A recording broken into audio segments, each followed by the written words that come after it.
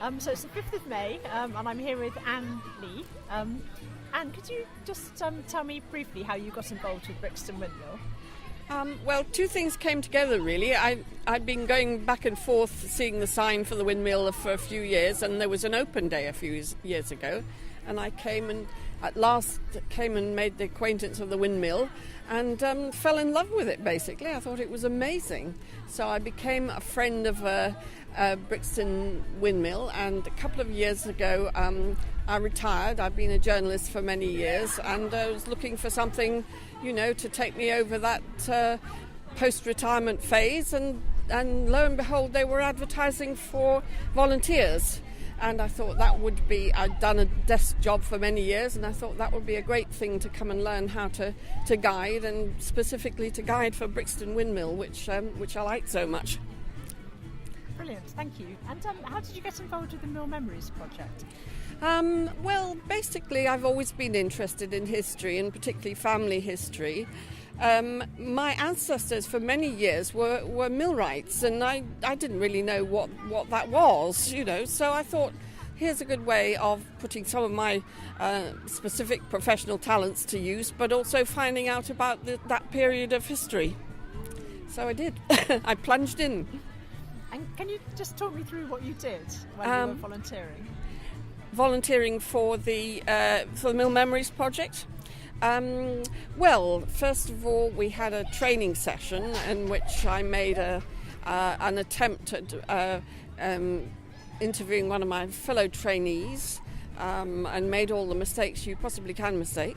So that was really good practice, but it gave me a feel for how it was done.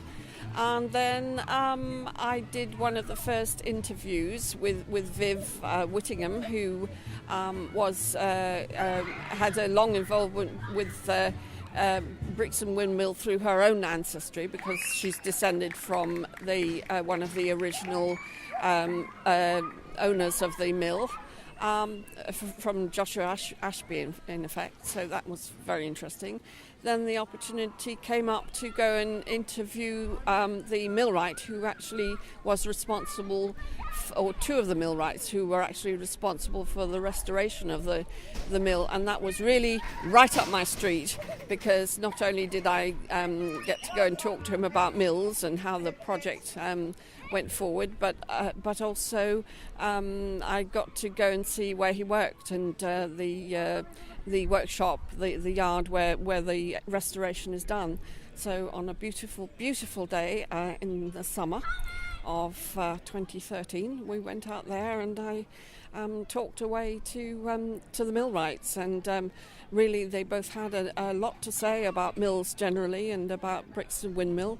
So all I was hoping for was, because I had Jean with me, of course, and she was operating the machinery, but so we were well covered, but I was just hoping that it was all getting down, getting recorded properly. That was my main worry. So there's a bit of extraneous noise on there as the other people in the building were clumping up down. Old wooden building, so that was in the back of my mind, but basically I was just so blown away and interested in what they were saying that we just let the tape run and listened. And apart from worrying about the noise, how else did you find interviewing?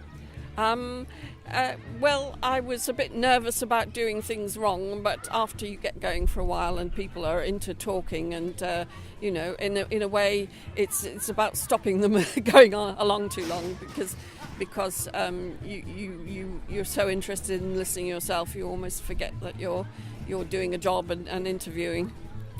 But it went much better than my expectations, and I really enjoyed it and was glad I'd done it. Do you think you might do any more? Oh yes, certainly. Certainly I'd love to do it. I think it's something I really like doing. Just learning to listen to people and hear their stories. It's a wonderful thing, really. Mm-hmm. Thank you. Is there anything else you'd like to say about your involvement? Well, no, except that I'd like to go on with it, I think. Yeah. Thank you very much indeed.